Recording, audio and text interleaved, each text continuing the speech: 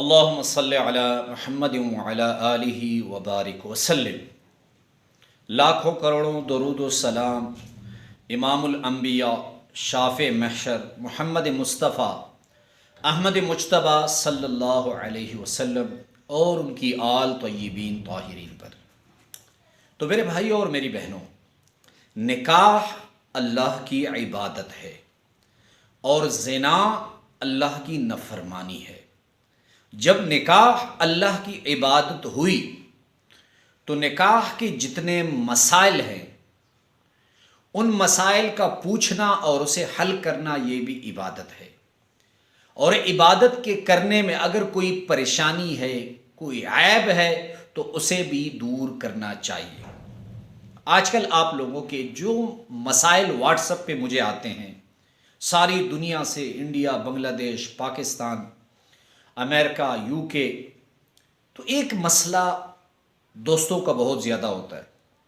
وہ فرماتے ہیں مولانا صاحب ہمیں مردانہ کمزوری کی شکایت ہے، اس مردانہ کمزوری کو دور کرنے کے لیے کوئی وظیفہ یا کوئی ٹوٹکا یا کوئی عمل بتا دیں۔ تو ایک بات یاد رکھیں میرے بھائیوں، جتنے بھی پچھلے زمانے کے لوگ گزرے ہیں اللہ رب العزت نے انہیں بے پناہ مردانہ طاقت سے نوازا تھا۔ ایک تو انبیاء تھے، ان میں تو مردانہ کمزوری ہو ہی نہیں سکتی۔ وہ انبیاء تھے، اللہ رب العزت کی براہ راست تربیت میں تھے، اللہ رب العزت کی براہ راست نگرانی میں تھے، تو ان میں مردانہ کمزوری کی شکایت تو ہو ہی نہیں سکتی۔ البتہ دوسرے لوگ ان میں مردانہ کمزوری کی شکایت بھی ہوتی، اور وہ ایک چیز کا استعمال کرتے، ایک عمل کرتے جس سے ان کی یہ کمزوری دور ہو جاتی۔ جیسے میں آپ کو بتاؤں، حضرت لقمان حکیم علیہ السلام کی اتنی اولاد تھی، اللہ نے اتنی طاقت انہیں دی تھی۔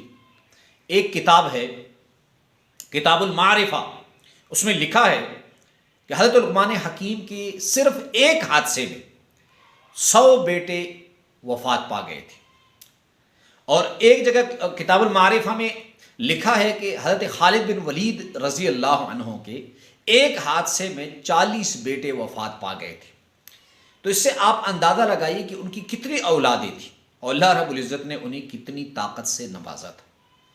آپ ہمارے اور آپ کے دو بچے، لیکن آقا نبی کریم صلی اللہ علیہ وسلم کے 4 بچے 4 بچیاں، اور حضرت علی رضی اللہ عنہ خلیفہ چہارم حضرت علی رضی اللہ عنہ کے حضرت فاطمہ رضی اللہ عنہا سے 3 بیٹے حسن، حسین اور محسن، اور ام کلثوم۔ حضرت محسن بچپن میں جو ہے وہ وفات پا گئے، اور حضرت ام کلثوم رضی اللہ عنہا بخاری شریف میں ہے کہ حضرت ام کلثوم کا بعد میں نکاح حضرت عمر سے ہوا۔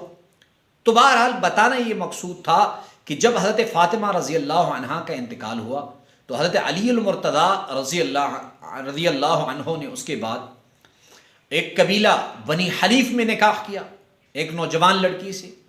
ان سے اللہ رب العزت نے حضرت علی رضی اللہ عنہ کو 16 بیٹے اور 16 بیٹیاں دی۔ ایک کا نام محمد، دوسرے کا نام ابو بکر، تیسرے کا نام عمر، چوتھے کا نام عثمان۔ بہرحال بتانا یہ مقصود تھا کہ اللہ رب العزت نے انہیں بے پناہ طاقت سے نوازا تھا۔ اب یہ پریشانی اگر کسی کی ہے مردانہ کمزوری کی، تو وہ کون سا عمل ہے جس کے ذریعے اس کی پریشانی ختم ہو جائے؟ تو آپ کو بتاتا چلوں کہ حضرت داؤد علیہ السلام کون تھے؟ حضرت سلیمان علیہ السلام کے والد گرامی تھے۔ حضرت سلیمان بھی پیغمبر، حضرت داؤد علیہ السلام بھی پیغمبر، اور اللہ رب العزت نے انہیں ایسی نبوت اور بادشاہت عطا کی تھی کہ دنیا میں ان کی دوسری مثال اور نظیر نہیں ملتی۔ تو حضرت داؤد علیہ السلام کی 900 بیویاں تھیں۔ کتنی؟ 900 بیویاں۔ اور ظاہر سی بات ہے، بڑی سی بڑی طاقت والا بھی اگر روزانہ 900 بیویوں سے جمع کرے، ان کی قربت کرے، تو بھی اس میں کچھ نہ کچھ کمزوری آ جاتی۔ تو حضرت داؤد علیہ السلام نے اللہ رب العزت سے شکایت کی، کمی کی، مردانہ کمزوری کی کمی کی، تو اللہ رب العزت نے پہلے ان کو کہا کہ داؤد فلانی کنیز سے بھی شادی کر لو۔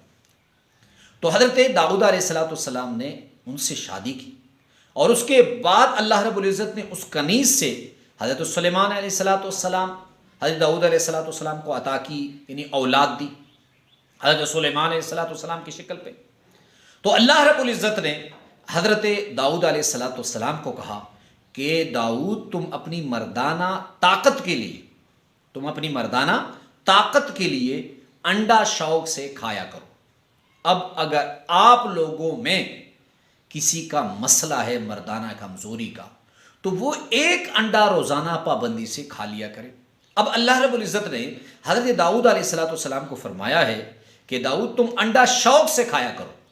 اب اس میں ایک وضاحت ہے کہ شوق سے کھانا، اگر کسی کو ابلا ہوا انڈا شوق سے کھانے میں اس کو لذت آتی ہے تو وہ ابلا ہوا کھائے، اگر کسی کو تلا ہوا انڈا کھانے میں لذت محسوس ہوتی ہے تو وہ اسے کھائے۔ میری غرض یہ ہے کہ انڈے کے جس انداز سے کھانے میں آپ کو لذت محسوس ہو، آپ کو اشتیاق ہو، آپ دن میں ایک انڈا استعمال کر لیا کریں۔ اللہ رب العزت آپ کی تمام پریشانیاں دور فرما دیں گے۔